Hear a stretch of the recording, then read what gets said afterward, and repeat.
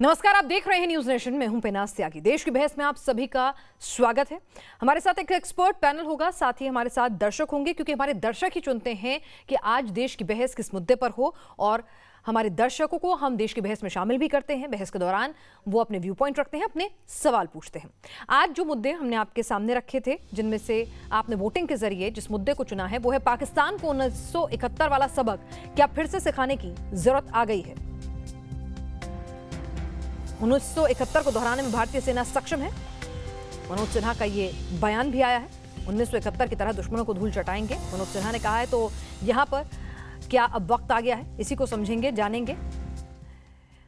तो आज देश की बहस का मुद्दा है, जंग का इतिहास गवाह है, जब जब पाकिस्तान अपनी शातिर चालों से नजर उठाने की हिमाकत करता है, उसे भारत के सामने घुटने टेकने पड़े। और आज की तारीख भला कौन भूल सकता है, जब भारत ने दुनिया के नक्शे से पूर्वी पाकिस्तान का नाम मिटा दिया था और मुक्ति वाहिनी के संघर्षों से बांग्लादेश का उदय हुआ था।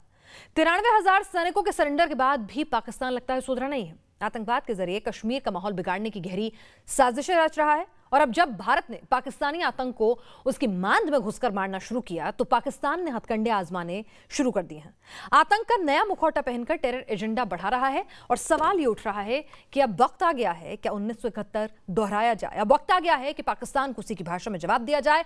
और अब वक्त आ गया है कि पाकिस्तान के इंटरनल जो हालात बन रहे हैं, पश्तून हो, बलूच हो, जिस तरह से पीओके में पाकिस्तान के खिलाफ आवाज उठ रही है, तो क्या पाकिस्तान के फिर से टुकड़े होंगे?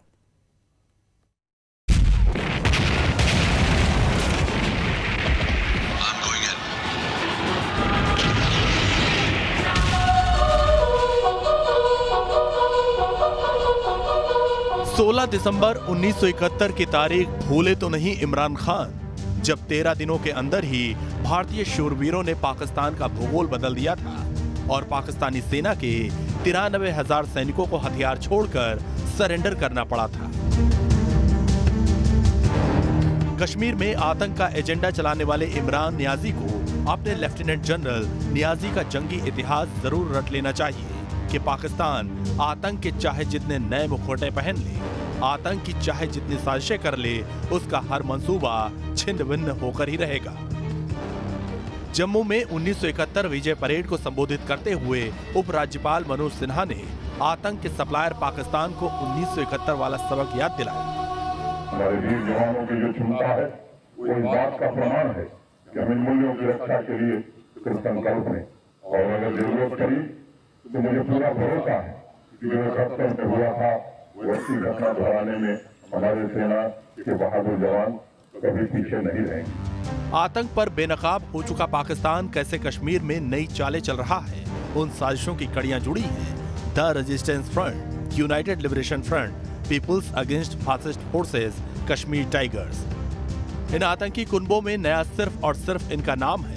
इनके आतंकी आका, फंडिंग और नेटवर्क लश्कर जैश के ही हैं। अक्टूबर में कश्मीर में टारगेटेड किलिंग की घटनाएं हो, या फिर 13 दिसंबर को श्रीनगर में हुआ पुलवामा जैसा हमला, ये सबूत है कि पाकिस्तान अपने नए मुखौटों के जरिए कश्मीर में टेरर एजेंडा भड़काने की साजिशों को अंजाम दे रहा है। पाकिस्तान को ये डर है कि अगर ये पूरी तरह से जम्मू कश्मीर में शांति पैदा हो गई, तब उनको खतरा ये है कि भारत गिलगिट बाल्टिस्तान और मीरपुर मुजफ्फराबाद जो पाकिस्तान ने इलीगली ऑक्यूपाई किया है, वो भी उनके हाथ से निकल जाएगा। देश की बहस में चर्चा करने जा रहे हैं कि कश्मीर के अमन से कैसे डरा पाकिस्तान और आतंकिस्तान का पक्का इलाज क्या है। तो देश की बहस में आज का सवाल हम अपने दर्शकों के सामने रख रहे हैं। आज का सवाल है, क्या 1971 वाले सबक से पाकिस्तान सुधरेगा?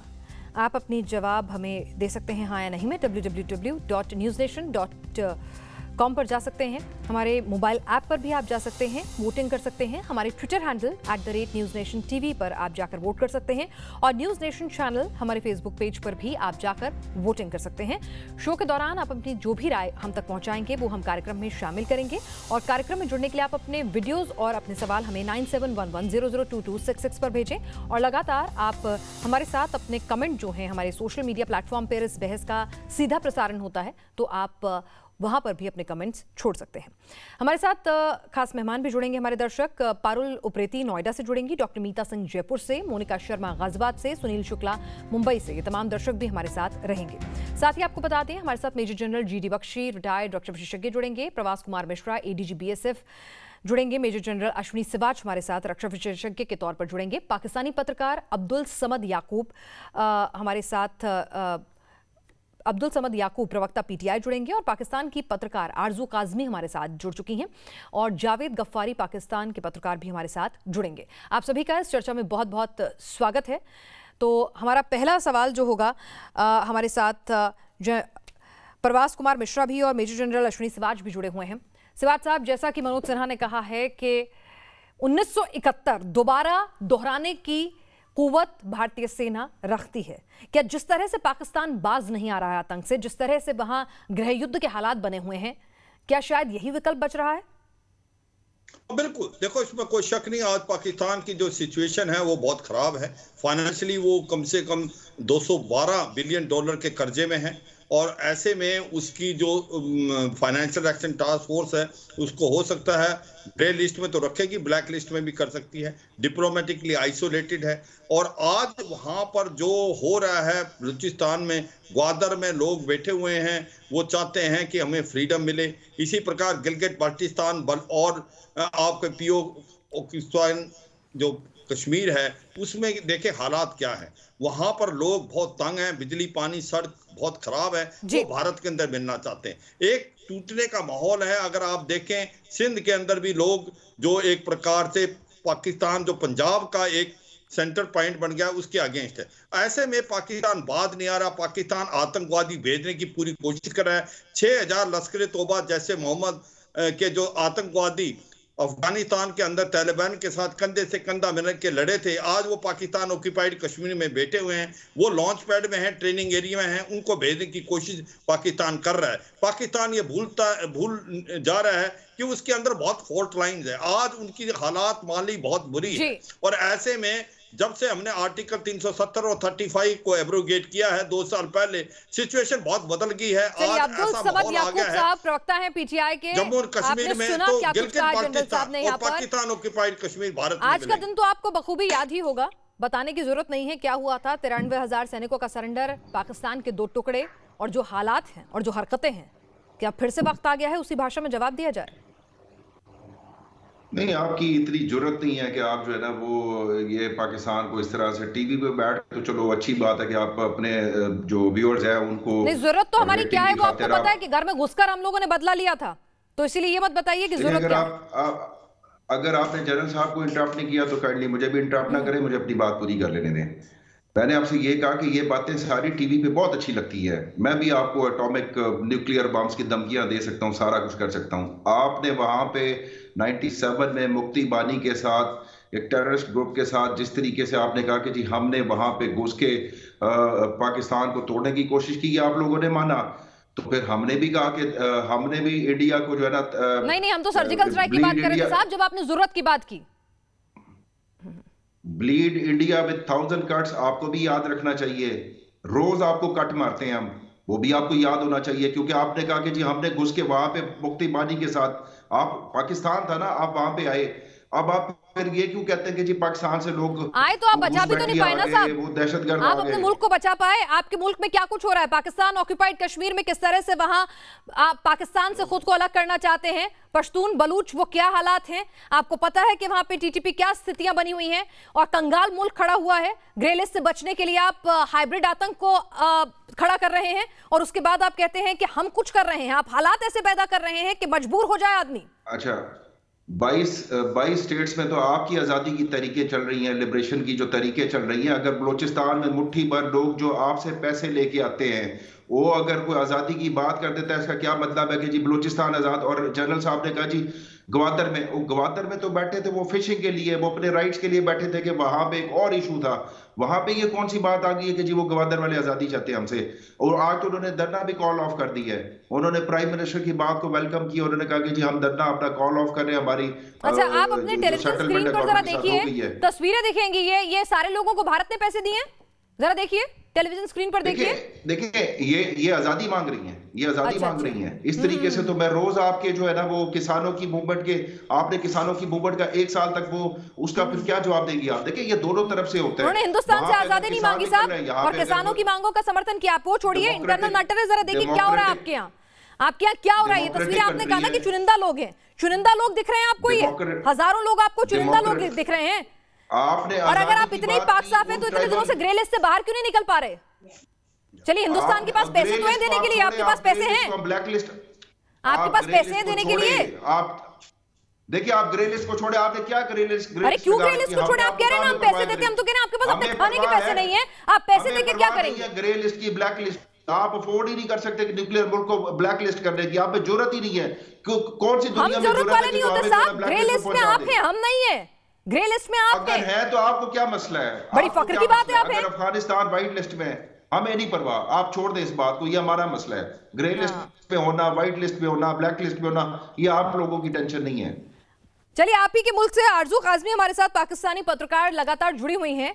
आरजू, आप बातों को सुन रही होंगी, ये बताइए कि क्या वाकई में ग्रे लिस्ट में होना, आतंक फिर भी फैलाते जाना, घर में खाने के लिए पैसे ना हो, और ये जो हम देख रहे हैं बलूच हो, पश्तून हो, पीओके में जो स्थितियां हैं, उन तमाम चीजों को देखिए कि क्या स्थितियां हैं, उसके बावजूद भी जो पाकिस्तान की सरकार का रवैया है वो किस ओर जा रहा है?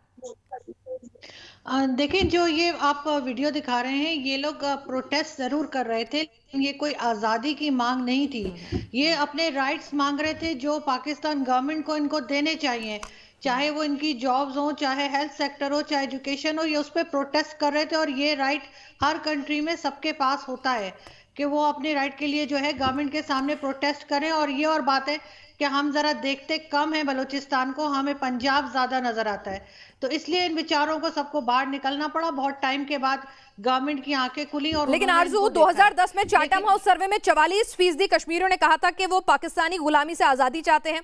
पाकिस्तान वाले कश्मीर में लगातार, जो पाकिस्तानी ऑक्यूपाइड कश्मीर में, उस लगातार इमरान सरकार के खिलाफ प्रदर्शन हो रहे हैं। अक्टूबर 2019 में पीपल्स नेशनल जो अलायंस है, आजादी की रैली पर पुलिस ने जो अत्याचार किए थे वो भी सामने है, 100 लोग से ज्यादा घायल हो गए थे। तो ये सब कुछ क्या हवा में हो रहा है?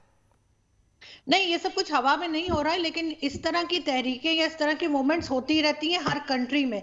किसी ना किसी लेवल पे कुछ लोग होते हैं जो इस तरह के प्रोटेस्ट कर रहे होते हैं, और बहुत दफा ये बहुत बार ऐसा होता है कि वो ठीक कर रहे होते हैं, वो अपने हक के लिए लड़ रहे होते हैं जिसको गवर्नमेंट निगलेक्ट कर रही होती है। चाहे वो हमारी कंट्री हो, चाहे वो भारत हो, वहां पे किसी भी किस्म की अगर कोई प्रोटेस्ट चलता है तो उसका मतलब ये नहीं होता कि वो मुल्क से अलग होना चाहते हैं। वो अपने राइट्स के लिए लड़ रहे होते हैं जिसको गवर्नमेंट जो है वो निगलेक्ट कर रही होती है, क्योंकि उनको वो लोग इंपॉर्टेंट नहीं नारे लगते। तो उसमें और ये चीज होनी मुल्क से अलग होने के भी लगते हैं। हमारे साथ यहाँ पर प्रवास कुमार मिश्रा साहब, फॉर्मर एडिशनल डीजी बीएसएफ भी जुड़ गए हैं। प्रवास साहब, आपसे समझना चाहेंगे, यहाँ पाकिस्तान के जो हमारे साथ मेहमान जुड़े हुए हैं, अब्दुल समद याकूब साहब, उन्होंने क्या कुछ कहा आपने सुना? वो कह रहे हैं कि भाई सब कुछ ठीक है, वहां पे कुछ भी दिक्कत नहीं, और हमारी इतनी जरूरत नहीं है कि हम ऐसा कुछ कर सकें। जरा उनके सामने कुछ फैक्ट्स रख दीजिए कि हमारी जरूरत क्या थी, 93,000 सैनिकों का सरेंडर कैसे हुआ था, और आज हमारी जरूरत क्या है। सर्जिकल स्ट्राइक हम कर चुके हैं 2 बार, शायद इनके फैक्ट्स थोड़े हिले हुए हैं, जरा समझाएं ना। मैं उन लोगों को सुन चुका हूं और उन्हें पता लगना चाहिए कि फील्ड मार्शल मानेकशॉ जी कौन थे, जनरल हरबख्श सिंह कौन थे, और लेफ्टिनेंट जनरल जैकब कौन थे, और जनरल नियाजी और उनके ब्रिगेडियर साहब का हालत क्या हुआ था 71 ऑपरेशन से। रैंक निकाल करके हथियार सौंप देना, इससे लज्जाजनक बात, इससे घिनौना चीज मैंने जिंदगी में कोई जवान को देते हुए, कोई जनरल को देते हुए मैंने देखा नहीं है। शायद मैं अपने आप को गोली मार देता, मैं कभी ऐसा नहीं करता जो जनरल नियाजी और उनके फोर्स ने किए। ऐसा शर्म आना नहीं चाहिए। 93,000 सैनिक और जनरल के साथ समर्पण, आत्मसमर्पण करना और वेपन छोड़ देना किस तरीके का लज्जाजनक विषय है। छोड़ दिए ये सब बोलने का। हमें पता है अभी पीओके में क्या हो रहा है, सिंध में क्या हो रहा है, बलूच में क्या हो रहा है, गिलगित में क्या हो रहा है। जावेद गफ्फारी साहब, आप मजबूर कर रहे हैं कि 1971 दोबारा दोहराने की नौबत ना आ जाए। वहां अपने ही लोगों पर जुल्म सितम करते हैं, पीओके आपने ऑक्युपाई कर रखा है, जबरन लोगों के साथ जो सुलूक कर रहे हैं, पश्तून बलूच आपके खिलाफत में खड़े हैं, उसके बाद आप कंगाली के द्वार पे खड़े हैं और उसके बाद आप मजबूर कर रहे हैं कि 71 दोहराया जाए। आपका देश में नहीं है पैसे। 1971 बीते हुए 50 साल हो गए, लेकिन आपकी तबीयत सेट हुई, आपको पता नहीं है। नहीं, उसके बाद भी आप हारे हैं ना सर, उसके बाद भी आप हारे हैं। करगिल में आपने क्या किया और कैसे मुक्की खानी पड़ी, भूल गए आप? भूल गए आप? मिस त्यागी, आप मुझे सुने ना, आप मुझे सुने ना, मुझे सुनने के लिए बुलाया ना आप मेरे मंच पर। अगर सुनाने के बुलाया तो वीडियो लिंक भेज बोलिए, बोलिए जावेद गफ्फारी साहब, बोलिए। चलिए पहले आप सुना लीजिए, फिर मैं फैक्ट के साथ आपको दुरुस्त करूंगी। Thank you so much miss Tyagi. नहीं, बोलिए जावेद गफ्फारी साहब, मैं आपको, आप पहले बोल लीजिए, फिर फैक्ट के साथ आपको काउंटर करेंगे। आप बिल्कुल आज आप अपनी 50 इयर्स की गोल्डन जुबली मनाइए, बिल्कुल आपका राइट है। उस वक्त जो हालात थे उसके मुताबिक यही जो होना था, वो उस वक्त के मामला जो है, वो उस वक्त के लोग जो मर चुके हैं, अब उनसे पूछें। जो जिंदा है वो आपका मुकाबला करना जानते हैं और आपसे बात करना भी जानते हैं। आप अब वो नहीं है ना, हम वो हैं। हम वो हैं जो आपको जवाब देना जानते हैं। ये शर्मिंदगी का इजहार वो कर रहे हैं ना, शायद मैं होता उस वक्त मैं भी यही करता, मैं गोली मार देता, अपने बैज न उतारता। लेकिन वो बात और है, वो वक्त और था, ये वक्त और है। आप उस वक्त को इस वक्त के साथ नहीं मुकाबला कर सकते। खाने के लाले पड़े हैं। ये नया पाकिस्तान है जो FATF की किसी को जनरल जानू के लाले नहीं पड़े हुए। जिसका वजीर आज़म जाके कर्जा मांगता है और मिलता नहीं है। ये नया पाकिस्तान है जिससे अमेरिका के राष्ट्रपति बातचीत करने में इतने वक्त लगा देते हैं। नया पाकिस्तान है जो चीन के कर्ज तले दबकर उसकी कॉलोनी बनने के लिए सामरिक हितों से समझौता करने के लिए तैयार है। हमें चापलूसी आती, हमारे से वो बात नहीं करते। आप चापलूस हैं, आप बात करते रहे। क्या अब्दुल समाज आपने क्या बात कर दी साहब, चापलूसी नहीं आती आपको? आपको यहाँ पर भूख है। अरे चलिए, GD बख्शी साहब जुड़ गए। GD बख्शी साहब, आपसे बेहतर भला कौन जवाब देगा? ये कह रहे हैं कि भाई ये नया पाकिस्तान है, वो 50 साल पहले सरेंडर कर दिया था भारतीय सेना के सामने। आप जरा डर के रहे हम इनसे। ये करगिल भूल रहे हैं, ये हमारी सर्जिकल स्ट्राइक भूल रहे हैं, सब भूल रहे हैं। मैं इनको केवल याद दिलाना चाहूंगा, जो मैंने नहीं, जो पॉल कैनेडी नाम के एक बहुत बड़े अमेरिकन स्कॉलर ने कहा था। प्लीज आपके हित में होगा अगर आप सुने। पॉल कैनेडी ने कहा था कि over militarized states tend to collapse economically. Over militarized states में उसने खासतर स्टडी की थी Austria Hungary, Germany, Nazi Germany, और जो सोवियत यूनियन थी। सोवियत यूनियन के पास 10,000 न्यूक्लियर वॉरहेड्स थे और 1990 में एक दिन it was simply flush down the economic tube of history, खलास, without firing a shot. American ने गोली नहीं चलाई साहब। आपका भी साहब हश्र जो है यही होगा, बिकॉज और देशों में देश की फौज होती है। GD बख्शी आपके मुंह में खाक, GD बख्शी आपके मुंह में खाक, GD बख्शी आपके मुंह में खाक, GD बख्शी आपके मुंह में खाक। रोटी का इंतजार कर ले, खाक देखने के बाद में हम लोग। अब आप गली छाप की तरह मत बात करिए, ये पढ़े लिखे आदमी है। GD बख्शी आप बकवास करेंगे, मैं जानता हूँ आपकी हालत पतली हो गई है सुनकर। तो मैं हंसूंगा। आप मेरे अभी लड़ाई नहीं शुरू हुई तो मैं हंसूंगा। GD बख्शी, अरे साहब आप घबरा क्यों गए? पाकिस्तान के खिलाफ बकवास मत करो। GD बख्शी, नहीं, पाकिस्तान आप घबरा क्यों गए? मत करो, पाकिस्तान तोड़ने की बात मत करो। GD बख्शी, पाकिस्तान हम तोड़ने की बात नहीं कर रहे साहब। आप अपना पाकिस्तान खुद तोड़ेंगे, आप अपना पाकिस्तान तोड़ेंगे, आपकी फौज तोड़ेगी। जैसे उसने 1971 में तोड़वाई थी। वो दिन खत्म हो चुके हैं। हमने नहीं किया था, आपने किया था। दिन गिने जा चुके हैं। You will do it to yourself। चुप करो, क्या मतलब तुम छोटे बच्चे हो क्या? बस कर दो।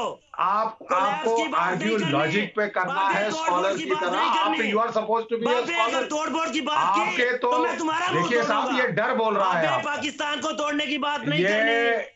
ये है बात नहीं करेंगे साहब, करके दिखाएंगे। मुल्क को तोड़ने की बात नहीं करते, बात नहीं करेंगे साहब, करके दिखाएंगे। क्योंकि आप ना चैन से जीते हैं, ना आपने सारे, अरे जा तूने पाकिस्तान बहुत तोड़ने की दूर बात बैठे देखो। हो इसलिए ये सब बोल रहा है। जितना भी दूर बैठा हूँ, बहुत मैं दूर जितना बैठा है तुम्हारा तू, मुंह तोड़ सकता हूँ बाबे। बहुत पाकिस्तान दूर तोड़ने की बैठा। बात मत करना बाबे, पाकिस्तान की तोड़ने की बात नहीं करेंगे, पाकिस्तान तोड़ के दिखाएंगे। तुम्हारे मुंह में खाक, तुम्हारे मुंह में खाक, तुम्हारे चलिए अब्दुल समाद याकूब साहब भी हमारे साथ जुड़े हुए हैं। याकूब साहब, आप भी बख्शी साहब को कुछ कहना चाहेंगे, क्योंकि हिंदुस्तान के गृह मंत्री ने भी साफ कर दिया कि अब हमारे इरादे ये नया भारत है। हमने साफ कर दिया कि अब बात जो है हम कश्मीर पर तो भूल ही जाइए, अब पीओके पर बात होगी। नहीं, जीडी बख्शी साहब ने जो एक एग्जांपल दी है वो तो भारत के ऊपर, इंडिया के ऊपर बड़ी फिट आती है उनको। तो ये जीडी बख्शी साहब आपने जो एग्जांपल दी है, ओवर मिलिट्राइज स्टेट, अगर आप 9 लाख की फौज रखेंगे कश्मीर में, अगर आप अपने डिफेंस बजट को इतना $18 बिलियन के अगर आप साल की ये प्रोक्योरमेंट करेंगे बजट अपनी डिफेंस उसकी, तो फिर जहां पे इंडिया का भूख की बात करेंगे, जीडी बख्शी का म्यूट का बटन दबाओ, वो अभी बोल नहीं जा रहा, उस बेचारे को चुप करवा दो, मर जाएगा। शांति से बैठिए। आपसे मैंने कहा ना, आपके पास हथियार खरीदने के पैसे हैं, रोटी खरीदने के पैसे हैं, आपकी जो स्थिति है ग्रे लिस्ट में आप पड़े हुए हैं, आप समझिए, जरा शांति से बैठ जाइए। जब अपने घर खाने के लिए है कि नहीं है, जरा जीडी बख्शी साहब क्या कह रहे हैं, जरा मैं चाहूंगी आप और अब्दुल समद साहब सीधे आपस में ही बात करें। जी अब्दुल साहब। साथी पैनलिस्ट वो आराम से बात कर रहे हैं, आप उनको भी तो बोलने दें। तो आप भी चुप कर जाए ना राजा साहब को। अरे रुकिए ना, अब्दुल समद साहब को भी तो बोलने दीजिए। जी अब्दुल साहब, बात पूरी करें। अभी लड़ाई शुरू नहीं हुई, क्यों बोल रहे हैं? देखें जीडी बख्शी साहब, चले अब आप गुस्सा ठंडा कर दें जीडी बख्शी साहब, अब कोई नहीं, थोड़ा ठंडा कर दें गुस्सा।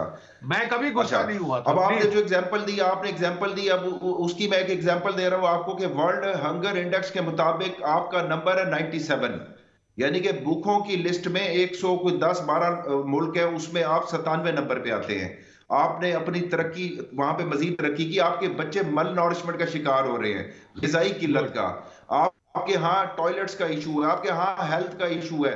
जब आप डिफेंस प्रोक्योरमेंट में जाएंगे, एक तरफ आप चाइना को डैटर करने के लिए S-400 S-500 पे जाएंगे, तो ये मुझे खाने का मसला नहीं है, हम तो एग्रीकल्चर स्टेट है, आपका तो पंजाब से जाता होगा, हमारा तो पूरा पाकिस्तान अल्हम्दुलिल्लाह से कोई वो भूखों की लिस्ट में भी नहीं आता, कुछ उसमें वो भी मसले मसाइल नहीं है। इकोनॉमी का मसला जरूर है, जो कि आपको भी 90s में बहुत आपको तनख्वाह देने के पैसे नहीं रहे थे। तो आप वो मिसाल अपने ऊपर लेके जाएं कि आप मिलिटरीली ना कश्मीर को ज्यादा देर तक कायम रख सकते हैं, ना आप जो है ना चाइना को, आप चाइना का मुकाबला कभी भी नहीं कर सकते, ये आप जानते हैं। जी बख्शी साहब जवाब दें। चाइना का मुकाबला कभी नहीं कर सकते। अब मैं जवाब दूं साहब, अब्दुल समद साहब, मैं अब जवाब दे दूं। Valid point you have made. First of all, ये रैशनल तरीका है डिस्कस करने का।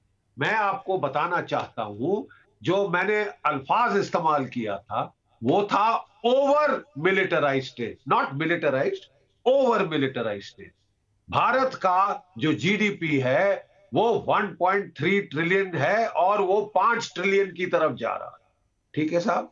सो we are not over militarized, we are spending less than 1.5% of our GDP on defence. ठीक है साहब? हमारे पास स्कोप है 3% तक जाने का। We are not spending as much as we really should be. ठीक है साहब? चाइना का भी जीडीपी बहुत बड़ा है, हमारा भी जीडीपी बहुत बड़ा है, आपसे 5 गुना ज्यादा है। That is the problem. Please understand. Please understand that is your problem. Soviet की आपके रिसोर्सेज बहुत कम है, एम्बिशंस बहुत बड़ी है। सोवियत यूनियन की ग्रोथ, लॉजिक बात कर, रॉबस्ट ग्रोथ थी इकोनॉमी की, रॉबस्ट ग्रोथ, सोवियत यूनियन की रॉबस्ट ग्रोथ थी एक वक्त में 50s में 60s में, जिस तरीके से अमेरिका से भी ज्यादा। फिर क्या होगा कि जब वो तो प्रोड्यूस भी खुद करते थे, आप तो प्रोड्यूस भी नहीं करते। आप तो AK-203 7.5 लाख गन जो है वो आप उनसे ले रहे हैं रशिया से, आप तो प्रोड्यूसर भी नहीं है, मैन्युफैक्चर भी नहीं है असले के। तो ओवर और आपके पास कितने असले के आप मैन्युफैक्चर हैं? चीन के साथ आप अपने सामरिक हितों का समझौता करते हैं, जिस तरह से अपने पोर्ट्स उनको दे देते हैं। आपने कितने असले बना दिए? हमारे यहाँ तो मेक इन इंडिया के तहत बहुत कुछ हो रहा है, आपने क्या क्या काम कर दिया साहब? सेकेंड हैंड हथियारों की खरीद। बख्शी साहब आप आज कम से कम बगैर चीख चिल्लाए, खाक शाक और क्या क्या मट्टी मुंह में डाले बोल रहे हैं। Let me answer him logically. He is using logic, correct. देखिए, हमारा जो फॉरेक्स रिजर्व्स है $650 बिलियन है। We can afford to buy the weapons जो हम खरीद रहे हैं। आपकी प्रॉब्लम है that you are going beyond your economic limits, you are going into imperial overstretch, overreach and overmatch. That is what all I was saying. आप overstretch कर रहे हैं. हमारा stretch जो है 1.5 जो है वो it is a very stable figure, 1.5% of the GDP. आपकी GDP आपको ज्यादा देता है, आप कितना चाहे फैला सकते हैं. बताइए साहब, जवाब दे दीजिए. सिंपल सी बात है, इसको आप समझते हैं, सिक्योरिटी डिलेमा को समझते हैं आप, ये समझते हैं कि देखें आपकी एक स्टेबिलिटी इंस्टेबिलिटी पैराडॉक्स को भी आप समझते होंगे. अगर आप स्टेबल ज्यादा होंगे और हम अगर अनस्टेबल होंगे तो ये जो इक्विलिब्रियम है ये डिस्टर्ब होगा. आप जब खरीदेंगे एज फॉरेन, हम और खरीदेंगे, हम भी खरीदते जाएंगे, हमने बैलेंस ऑफ पावर करना है आपके साथ, आपको डेटर करना है, फिर हम न्यूक्स में जाएंगे. तो अगर आप ज्यादा खरीदते जाएंगे, इसका मतलब है कि आप एक कमजोर इकोनॉमी वाले बंदे को मजबूर कर रहे हैं कि वो आपके मुकाबले में आप बैलेंस रखने के लिए वो अपने ऊपर बर्डन डाले. और जब हमारी इकोनॉमी नीचे जाएगी याकूब साहब, पाकिस्तान हमें मजबूर नहीं कर रहा है कि जब लगातार वो आतंकी संगठन भेजता है, कश्मीर में अनरेस्ट फैलाने की कोशिश करता है, बार बार हमारी स्टेबिलिटी खराब करता है, आतंकी गुटों को स्पॉन्सर करता है, तब वो हमें मजबूर नहीं कर रहा है. एक मिनट बेटा, जी बख्शी साहब आप जवाब दें, ये मेरे दिमाग में एक बात आई, मैंने कही. जी बिल्कुल बिल्कुल, थैंक यू बेटा, आपने बहुत सही कहा. याकूब साहब, मैं आपसे फरमाना ये चाहता हूं कि यूनाइटेड स्टेट्स की कॉन्शियस स्ट्रैटेजी थी, सुन लेना, कॉन्शियस स्ट्रैटेजी थी अगेंस्ट द सोवियत यूनियन कि मिलिट्री कंपटीशन में एंगेज करे टू एन एक्सटेंट कि वो जो over militarise state economically collapse हो जाए. जो मेन कमोडिटी थी सोवियत इकोनॉमी की थी वाज ऑयल. आपको याद होगा ऑयल शॉक के बाद 1980 की दशक में यूनाइटेड स्टेट्स ने ऑयल ग्लट पैदा कर, उन्होंने सऊदी अरेबिया को मजबूर किया कि ऑयल सस्ता करे. सोवियत इकोनॉमी की साहब कमर टूट गई. जो नेशन स्टेट्स हैं वो इकोनॉमिकली कोलैप्स होती हैं. We just have to do the same strategy, engage you in the military competition. आपकी फौज आपको तबाह कर दी क्योंकि वो लेकिन आपने सिक्योरिटी डिलेमा का जवाब नहीं दिया. इक्विलिब्रियम जब डिस्टर्ब होगा, जब उसका जवाब. Absolutely right. Now, can I, with your permission, answer? देखिए, जो security dilemma है, is because of आपकी सोच में न्यूक्लियराइजेशन की जो स्टेबिलिटी आती है दोनों साइड्स में, आपका कहना यह है कि at the asymmetric level, it gives you an opportunity to destabilize. That is the misconception. ये कारगिल में आपने देखा कि न्यूक्लियर अम्ब्रेला ने 3 महीने की लड़ाई में कुछ नहीं किया. ठीक है साहब, उसकी वजह ये थी कि तब दोनों ने, तब हम कैपेबिलिटी नहीं रखते थे. मैं आपको सुनना चाहूंगा. हमारी कैपेबिलिटी नहीं थी. नहीं, देखिए मैं बताता हूं. अभी जब पुलवामा का हुआ और हमने बालाकोट में स्ट्राइक करी, आपकी कैपेबिलिटी थी. Did it stop the strike? ये फिर हमारी न्यूक्लियर डेटरेंस एक लार्ज स्केल वॉर को रोकती है ना, क्योंकि हम एक लार्ज स्केल वॉर को रोकती है. राइट यू आर अब्दुल साहब, लार्ज स्केल वॉर को रोकती है, लिमिटेड कन्वेंशनल वॉर को नहीं रोकती. That is all we are saying. बिल्कुल ठीक कह रहे हैं. उसके लिए बिल्कुल ठीक कह रहा हूं. मैं कह रहा हूं उसके नहीं याकूब साहब, एक मिनट सुन लीजिए. I would like to listen to you. याकूब साहब, ये जो है लिमिटेड न्यूक्लियर वॉर अगर हुई, लिमिटेड कन्वेंशनल वॉर हुई, आपकी इकोनॉमी का भट्टा बिठा देगी. That is all that happens. Your weak point is your economy. चलिए अब्दुल साहब, आपको जवाब मिल गया होगा आपका. और इस बीच हमारे साथ एक दर्शक भी हैं. डर किस बात का है? लास्ट बात, डर इस बात का है कि जब आप लिमिटेड स्टार्ट करेंगे वो एस्केलेट कर जाएगी और हम मजबूर हो जाएंगे, क्योंकि हम कन्वेंशनली आपसे सुपीरियर नहीं है. ये तो बात है कि कन्वेंशनल वॉर में आप सुपीरियर है हमसे. इंडिया एक बहुत बड़ी मिलिट्री पावर है, इसमें तो कोई शक नहीं है. हम क्या करेंगे? हम जाएंगे फिर मैस डिस्ट्रक्शन में, हम फिर वो टैक्टिकल बॉम्ब यूज करेंगे, क्योंकि हमारा तो पोस्चर है कि आपके बॉर्डर के ऊपर, पर हम आतंकवाद नहीं छोड़ेंगे, पर हम आतंकवाद फैलाना नहीं छोड़ेंगे। हम ये सब करेंगे पर आतंकवाद फैलाना नहीं छोड़ेंगे। हिंदुस्तान तो हमेशा मैत्रीपूर्ण रिश्ते चाहता रहा है पाकिस्तान से साहब। हम बार बार कहते रहे हैं कि दोस्ती का हाथ बढ़ाते हैं, हमारे पीएम भी गए वहां, उसके बदले में आप क्या देते हैं, उसके बदले में आप किस तरह की हरकतें करते हैं? तो मजबूरन ये स्थितियां पैदा होती हैं। बहरहाल हमारे साथ एक दर्शक भी जुड़े हुए हैं, पारुल उप्रेती हमारे साथ नोएडा से हैं। पारुल, क्या कहना चाहती हैं आप? मैं इस बारे में यही कहना चाहूंगी, जैसे आपने कहा कि हम लोग हाथ बढ़ाते हैं लेकिन वो लोग हर बार कुछ ना कुछ ऐसा कर देते हैं कि हम लोग मजबूर हो जाते हैं उनसे लड़ाई करने में। तो मैं इन लोगों से यही कहना चाहूंगी कि जब हमारी साइड से आपके उसमें हाथ बढ़ाया जा रहा है तो आप भी अपनी साइड से पूरा करिए ना। चलिए जावेद गफारी साहब, हम तो नहीं चाहते किसी के मुंह में भी खाक हो, सबके मुंह में रोटी हो और सबके घर में खुशियां हो। फिर बार बार आतंक फैलाना, जिस तरह से हम दोस्ती का हाथ बढ़ाते हैं उसके बाद हमारे सैनिकों पर हमले करना और हर बार आतंक के तार जुड़ना पाकिस्तान से, आखिर कब तक सहें, कब तक बर्दाश्त करें? मैं बिल्कुल नहीं चाहता कि मुंह में खाक हो किसी के। मैं तो चाहता हूं जो सही नहीं बोलता उसके मुंह में खाक हो, जो तबाही और जो सही नहीं करता वो क्या करे, जो बर्बादी चाहता है सर, जो गलत करता है उसके ऊपर लानत भेजता हूं मैं, खाक से भी आगे की बात करता हूं। लेकिन जो सही नहीं बात करता, मैं तबाही की बात क्यों करते हैं? हम टीवी पे बैठ के क्या तबाही की बात करने के लिए आए हैं? क्या टीवी अलाउ करते हैं कि तबाही की बात की जाए? क्यों मैं कहूं कि हिंदुस्तान तबाह हो जाए? तो पाकिस्तान अपने आतंकी संगठनों को क्यों नहीं लगाम लगाता उन पे? आप भी रोटी खाइए, चैन से रहिए, हमें भी रहने दीजिए।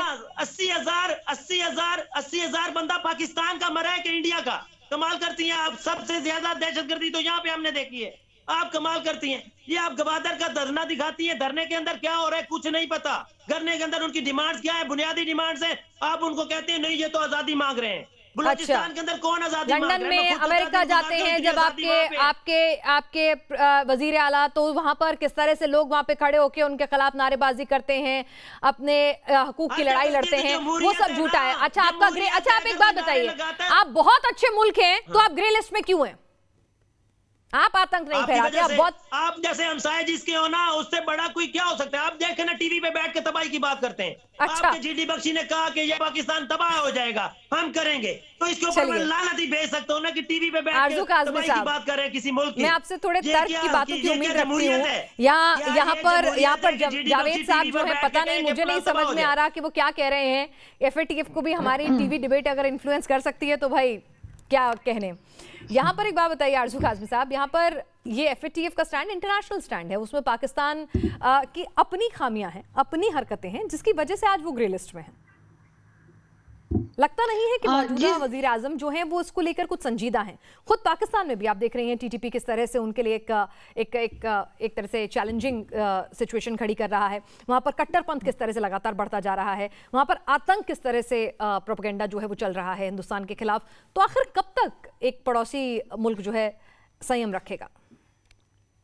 देखिए बिल्कुल पाकिस्तान में जो है वो कट्टरपंथी जो है वो बढ़ती जा रही है और यहाँ पे बहुत बात हो रही है कि इसको कंट्रोल करना चाहिए ताकि हम FATF में से भी निकल सकें। लेकिन जहाँ तक आप लोग 71 की बात कर रहे हैं उस पर भी मैं थोड़ा सा कहना चाहूँगी कि जो क्रेडिट इंडिया ले रहा होता है कि जी हमने बांग्लादेश बनवा दिया, तो ये आप लोगों की गलत फहमी है, क्योंकि बांग्लादेश जो बना 71 में वो हमारी अपनी गलती थी, हमने गलत किया था बंगालीज के साथ और यही होना था उसका रिजल्ट। इसमें कोई भी इंडिया को अगर कहते हैं कि इंडिया की वजह से हुआ है तो ऐसा नहीं था, बल्कि अगर कोई आप हिस्ट्री पढ़ें और अच्छा तो वहाँ सरेंडर कर रहे हैं 93,000 सैनिक, हमारे जनरल के साथ वो फोटो, वो सब कुछ एक कल्पना है, सत्य नहीं है? नहीं, उसमें भी जो है, मैं ये नहीं कह रही कि कोई कल्पना है या वो नहीं हुआ था, लेकिन मैं कह रही हूँ जो 71 की वॉर हुई थी और उस वॉर के बाद जो हमारे साथ अलग हुआ है बांग्लादेश, तो वो हमारी अपनी गलती से हुआ है, क्योंकि हमने बंगालीज के साथ तो आप POK भी अगर वापस आएगा तो आपकी अपनी गलती है ना, वहाँ POK के लोगों के साथ आप जो अत्याचार कर रहे हैं, आपके लोग ज्यादा थे और आपके लोग। प्रभाष मिश्रा साहब, तो अब गलती तो ये कर रहे हैं, अब बस हमें मौके की तलाश है, तो मतलब यानी कि POK जैसा कि कहा है कि अब बात POK पे होगी तो अब वो भी वापस आ जाएगा। नहीं, अगर हम सबक नहीं सीखेंगे अपनी हिस्ट्री से तो हमें और कुछ भी देखना पड़ सकता है, लेकिन प्रॉब्लम यह है कि हम सच बोलते नहीं है और सच को मानते भी नहीं है। जब तक हम इस चीज को मानेंगे नहीं, जब तक हम सही नहीं कर पाएंगे। जी प्रवास साहब, देखो इसमें एक बात है कि आपको समझना पड़ेगा कि जो सिचुएशन आज पाकिस्तान की है वो बहुत ज्यादा खराब है। आज फाइनेंशियली आप बहुत कमजोर हैं, और अगर बात कर रहे हैं कि आप विक्टिम हैं टेररिज्म के, मगर आपको अंदर झांक के देखना पड़ेगा टेररिज्म स्टार्ट किसने किया। ये तहरीके तालिबान पाकिस्तान, लश्कर तौबा जैसे मोहम्मद, ये आतंकवादी तो आपने पैदा किए, और आपने सोचा कि आपके जो दुश्मन देश है उसके ये सांप काटेगा, एक दिन आपको भी काटेगा। और आज क्या हुआ, तहरीके तालिबान पाकिस्तान इतना बड़ा हो गया कि आपके ऊपर बहुत ज्यादा वार कर रहा है, आप उसको काउंटर कर रहे हैं। यही मैं समझाने की कोशिश करने सभी कि आज जो पाकिस्तान ऑक्यूपाइड कश्मीर और गिलगित बाल्टिस्तान में लोगों की आवाज आ रही है उसको आप दबाने की कोशिश करो कि दबेगी नहीं, और एक दिन ये जो चिंगारी तूफान बनेगी। और यही समझना चाहिए, आप ये बैड और गुड टेररिस्ट में फर्क करना छोड़ दें।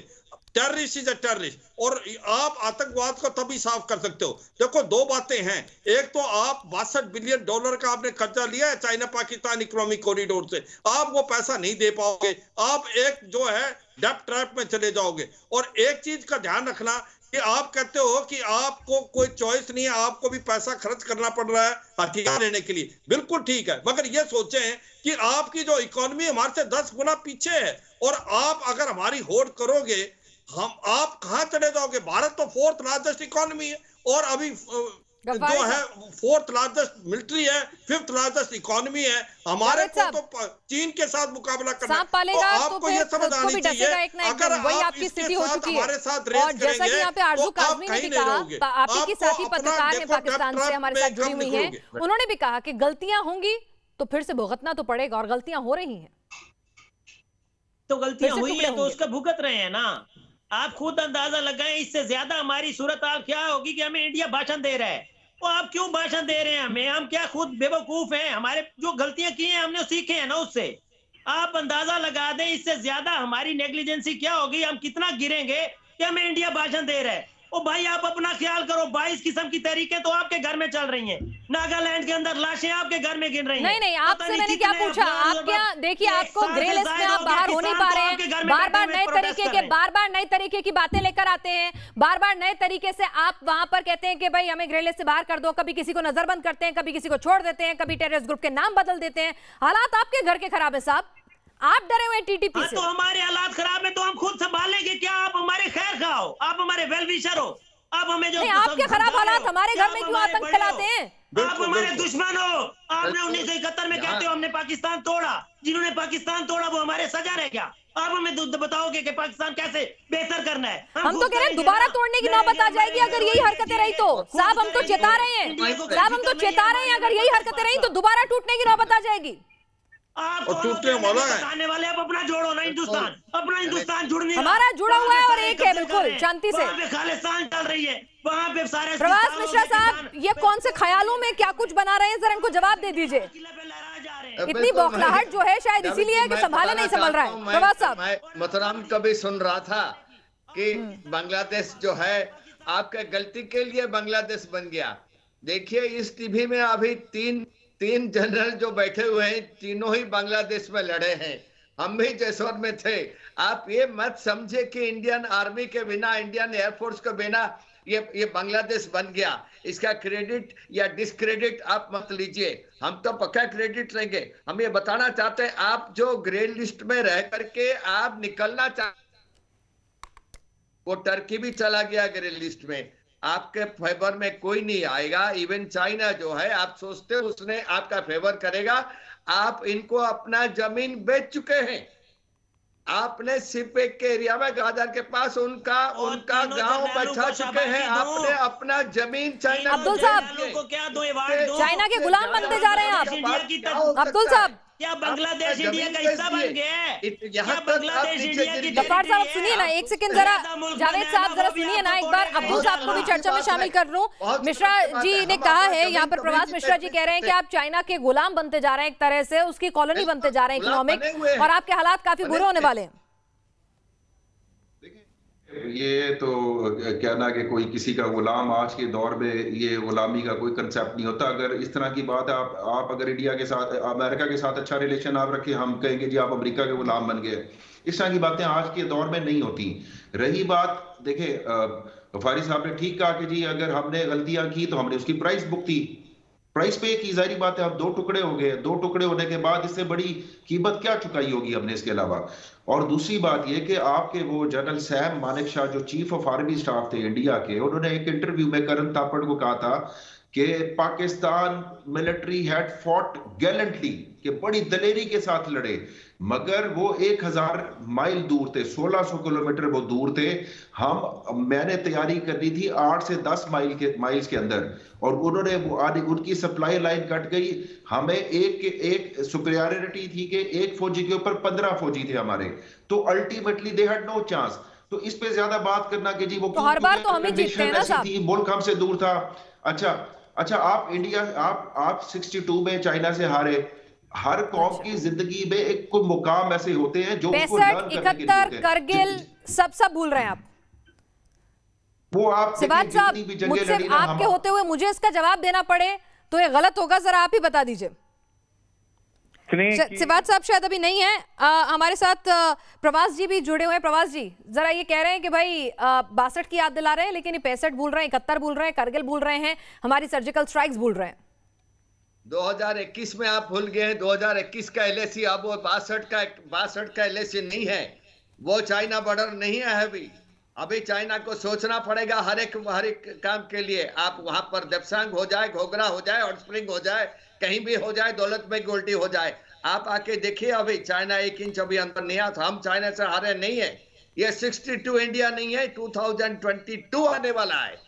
आप अभी देख लीजिए चाइना का हालत। 62 में तो हारे थे ना, ऊपर में खड़े है 62 की आपके ऊपर। 3 महीने में उनको थोड़ी सी चेंज करना शर्मिंदगी, पड़ता है। शर्म, लुक एट इंडियन सोल्जर्स, नहीं थोड़ा सा कोई शर्म। और आपको कितनी शर्मिंदगी और शर्म है साहब? ग्रे लिस्ट में आप हैं, अमेरिका आपको एड देने से मना कर देता है कि आप जो हैं आतंक परस्त मुल्क हैं, आपके घर में घुसकर आतंकी मिलते हैं, आपके घर में घुसकर सर्जिकल स्ट्राइक कर दी जाती है। ठीक है, आपके अपने मुल्क के अंदर किस तरह से आजादी की मांग करते हुए विद्रोह हो रहे हैं, आपके पास खाने के पैसे नहीं, आप 65 का युद्ध हारे, आप उसके बाद 71 का युद्ध हारे, आपके 2 टुकड़े हो गए, उसके बाद आप करगिल हारे, उसके बाद स्थिति आज की ये है कि क्या हालात हो सकते हैं ये आपको भी बेहतर पता है। और भी हारेंगे और भी टुकड़े होंगे। अच्छा चले, एक सेकेंड। आप बहुत बड़ी मिलिट्री माइट, इकोनॉमी माइट, सब कुछ माइट आप क्लेम करते हैं पीओके, फिर तो इस लिहाज से आपको शर्म आनी चाहिए कि आप कश्मीर के ऊपर पाकिस्तान कब्जा करके बैठे हैं। 1 इंच तो आप ले नहीं सकते पाकिस्तान से। इतनी आप में जुर्रत नहीं, इतनी आप में हिम्मत नहीं, इतना अगर आप कहते हैं कि हम बहुत बड़े जनाब, हम चाइना को हारेंगे, हम 62 वाले। सिवाज साहब, ये हमारी हिम्मत को, हमारी शांति को हमारी कमजोरी समझ रहे हैं शायद साहब आप। अब आपकी शराफत भी होगी, शांति भी होगी, सब कुछ नहीं साहब, बता दिया हमारे गृह मंत्री ने भी बता दिया था कि आप बात कश्मीर पर नहीं, पीओके होगी और पीओके लेकर रहेंगे, ये बता दिया आपको, चेता दिया है, और लेने की जरूरत नहीं आएगी। आपके वहां पीओके पे बढ़ रहे अत्याचार जो है लोगों पर, आप जो हालात पैदा कर रहे हैं वो खुद वहां से अलग होंगे, खुद दोबारा टुकड़े होंगे। हमारे साथ सिवाज साहब भी जुड़े हुए हैं, मैं इसका जवाब लूंगी और आपको जवाब दूंगी, लेकिन मोनिका शर्मा हमारे साथ गाजियाबाद से इस वक्त जुड़ चुकी हैं, हमारी दर्शक। मोनिका, क्या कहेंगी आप? धन्यवाद। अगर हम पाकिस्तान की बात करें तो हम उन्हें खुले शब्दों में ये समझाना चाहते हैं कि वह अपनी हरकतों से बाज आ जाएं, अपने आप में सुधार करें। यदि वो ऐसा नहीं करते हैं तो हमारा देश भी ईंट का जवाब पत्थर से देने में चूकेगा नहीं। जैसा कि आप जानते ही हैं, 1971 में भारत पाक युद्ध में पाकिस्तान को बहुत बड़ी हार का सामना करना पड़ा था, पर मात्र 13 दिन चलने वाले इस युद्ध में इतिहास में इस युद्ध को दर्ज किया गया। तो 16 दिसंबर वाले दिन ही पाकिस्तानी सेना ने सरेंडर किया। चलिए, तो अब तो हम और ज्यादा ताकतवर हैं, और ज्यादा आधुनिक हथियारों से लैस हैं, और ज्यादा मजबूत हैं। हमारे साथ मिश्रा साहब भी जुड़े हुए हैं, सिवाज साहब नहीं जुड़ पा रहे हैं, प्रवास कुमार मिश्रा साहब। यहाँ पर अब्दुल साहब कह रहे हैं कि भाई अगर इतनी ताकत है, इतने वेपन्स हैं, तो शांति का मुखौटा ना ओढ़े हम और पीओके ले लें। हाँ बिल्कुल, मैं क्लियरली बताना चाहता हूँ इसी बांग्लादेश कैसे अलग हो गया। आप देखते रहिए, ये पीओके हम लेके रहेंगे। होम मिनिस्टर ऑलरेडी बता कर चुके, आपके अपने पीओके के आदमी जो है, ये पीओके आपसे अलग हो जाएगा, अपने आप ही होगा।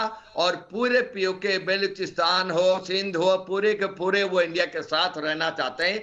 आप देखते जाइए, पाकिस्तान का 2 टुकड़ा हुआ है। शायद आपका पाकिस्तान, अब्दुल साहब और यहाँ पर जावेद साहब कह रहे हैं कि अगर इतनी ताकत है हिंदुस्तान में तो पीओके क्यों नहीं ले लेते? कमजोर समझ रहे हैं हमें, कह रहे हैं कि हम झूठा शांति का मुखौटा ओढ़ रहे हैं, हमें हिम्मत नहीं है पीओके लेने की। आपके अपने आदमी टुकड़े कर देंगे, आप देखते रहेंगे, आपका आर्मी नहीं बचा सकता है उस। जी जी, 1 मिनट मिश्रा साहब, सिवाज साहब को भी सुन लूं, सीनियर है। तो एक जनरल छोड़े ना, दोनों जनरल एक ही टाइम पे आप छोड़ देती हैं। एक जनरल छोड़े। पाकिस्तान भारत में मिलेंगे, ये भारत का हिस्सा है, वहां से लोगों की आवाज आ रही है। अभी पाकिस्तान ऑक्यूपाइड कश्मीर में लोग चाहते हैं कि वो भारत में मिले।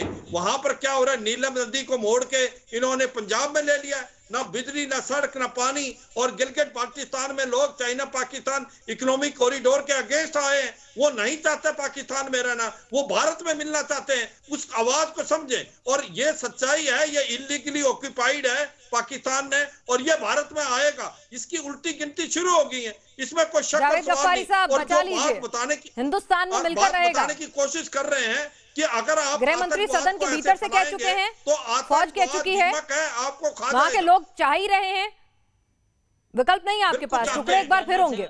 जनरल वो चाहते हैं भारत में मिलना, इसमें कोई शक नहीं है। बात तो करें, मेरे से सवाल किया फिर भी आप बोलेंगे, आपसे सवाल करेंगे फिर भी आप बोलेंगे, तो मैं क्या यहाँ पे आलू पर बेटियां बेचने आया हूं? बोले आपके पास बोलने को कुछ है नहीं। हाँ, शुक्रिया शुक्रिया शुक्रिया जनरल साहब, शुक्रिया। सुना करें, अच्छा होता है, सुनना भी अच्छा होता है, सिर्फ बोलना नहीं अच्छा होता। आप बड़े हो जाते हैं, फिर आप कहते हैं सिर्फ हमें बोलना चाहिए। जनरल साहब, आप कर रहे हैं बात पाकिस्तान आजाद कश्मीर की, मैं बात कर रहा हूँ मकबूजा कश्मीर, इंडियन ऑक्युपाइड कश्मीर की। आप में दम है तो आप उसको बचा के दिखाएं। ये तो छीनने की बात और रही ना, आप उसको बचा के दिखाएं। जिस तरह वहां पे अल्हम्दुलिल्लाह काम जारी है ना कश्मीर में, जनरल साहब वहां पर जो शांति, वहां पर जहां माहौल, जनरल साहब बर्दाश्त इसके बारे में कहाँ बात कर रहे हैं?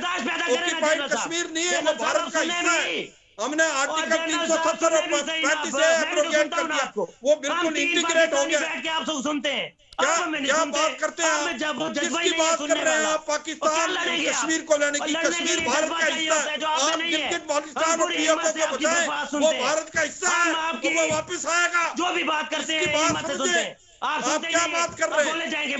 ये कश्मीर जो है, ये पूरा भारत का है। ये तो आपको पंच मारेगा, क्या समझ रहे हो आप? ये सोचो, गिलगित बाल्टिस्तान और पीओके के लिए गिनती शुरू हो गई है। मेजर जनरल संजय नेस्टन, आप इस पूरी गर्मागर्म बहस को लगातार सुन रहे होंगे। हमारे पाकिस्तान के मेहमान लगातार कह रहे हैं, और अब्दुल समद याकूब साहब हैं, जावेद काफरी साहब हैं, ये सब लोग कह रहे हैं कि भाई हिंदुस्तान में ताकत नहीं है पीओके की तरफ नजर उठा के देखने की। ये तो कश्मीर भी लेना चाहते हैं, खाने को घर में लाले पड़ रहे हैं, लेकिन पता नहीं कहाँ से हथियार खरीदेंगे और कहाँ से लेंगे कश्मीर। देखिए, कुछ डिस्टरबेंस की वजह से मैं डिबेट सुन नहीं पा रहा था, मैं अभी ज्वाइन किया हूँ जी। पर जो आपने सवाल बेसिकली उठाया है कि पाकिस्तान को शक है भारतीय सेना की ताकत पे, तो इनके जितने पैनलिस्ट हैं मेरे को नहीं पता कि वो उनका पाकिस्तान मिलिट्री के साथ क्या एक्सपीरियंस है। मेरे ख्याल यहाँ पर आपके सामने 2 जनरल्स तो बैठे ही हैं जो इंडियन आर्मी से अभी हम थोड़े साल पहले रिटायर हुए हैं, और मैं तो बिल्कुल अथॉरिटी के साथ बोल सकता हूं कि कश्मीर बॉर्डर पे तो मैं सर्व किया हूं, पाकिस्तान ये पंजाब बॉर्डर पे भी, और साथ ही मैं अफगानिस्तान में रहा हूं तकरीबन 2.5 साल, और वहां से भी मैंने पाकिस्तान आर्मी को बहुत क्लोजली स्टडी किया है। हकीकत यह है कि आर्मी दोनों को अगर आप तुलना करें तो उनका मोराल जो है वो बहुत लो है, और उसके कई कारण हैं, उनको पता होना चाहिए इनकी सिविलियन लोगों को। कारण यह है कि आर्मी, इंडियन आर्मी में जो हमारी लीडरशिप है ऑफिसर्स की, वो आगे रहती है। ये 71 की लड़ाई में भी यही हुआ था, और अभी भी जितने भी इंसिडेंट्स होते हैं छोटे मोटे, उस पर यही देखा जाता है कि इनके ऑफिसर्स बेसिकली इंटरेस्टेड है बिजनेस करने में, लैंड होल्डिंग्स में। इनके जितने जनरल्स हैं, सीनियर ऑफिसर्स हैं, सबके इतने रिच हैं, उनको अपने जवानों की तरफ बिल्कुल इंटरेस्ट ही नहीं है। तो वो कैसे बोल सकते हैं कि इंडियन आर्मी में कुछ नहीं है? इंडियन आर्मी बहुत ताकतवर आर्मी है, और हमारी जो आर्मी की काबिलियत है इतनी टॉप क्लास है कि टुडे इन दी वर्ल्ड, पूरे विश्व में हम मेरे ख्याल one of the top most army count किया जाते हैं। आप कुछ कहना चाह रहे हैं? ब्रिगेडियर साहब, आप डिफेंस अताशे रहे हैं अफगानिस्तान में, मैं आपकी रिस्पेक्ट करता हूं, लेकिन जो बस एहतराम आपसे बहुत शिद्दत के साथ इख्तलाफ करता हूं कि आप मुझे सिर्फ एक बात का जवाब दे दें कि मकबूजा कश्मीर में जो आप जिसके ऊपर काबिज है कश्मीर में, इस वक्त 650 जवान जो है आपके सिपाही जो है वो खुदकशी कर चुके हुए हैं। अगर आप मोराल की बात करते हैं तो आप सैम मानिक शाह जनरल, आपके जनरल थे ना, जिन्होंने कहा था पाकिस्तान हैड फॉट गैलेंटली, कि उनके but they had no option. तो देखिए, मैं इंडियन आर्मी को वो नहीं करता, डिग्रेड नहीं करता, मैं उनकी military capability, strength, comprehensive strength, ठीक है, सारी चीजें ठीक है, आप एक प्रोफेशनल आर्मी है, मगर आप अपने काउंटर पार्ट्स को किस तरीके से वो कर सकते हैं कि नहीं जी वो किसी और चीज में, ये तो मैं ही देखिए, अपने सैनिकों के शव लेने से जो इनकार कर दे, उस आर्मी के एथिक्स और कैरेक्टर के बारे में आप क्या कहेंगे? लास्ट मैं आपको उन कर्नल्स के नाम के साथ बता सकता हूं कि जो आपके यहाँ लिक्वर बेचते हुए, अल्कोहल बेचते हुए, जिनके ऊपर केस हुए। आपने तो अपने सैनिकों के शव लेने से इनकार कर दिया था, उन्हें आतंकी बता दिया था, आपसे तो क्या उम्मीद की जाए। छोटे से ब्रेक के लिए रुक रहे हैं, लेकिन लगातार चर्चा जारी रहेगी।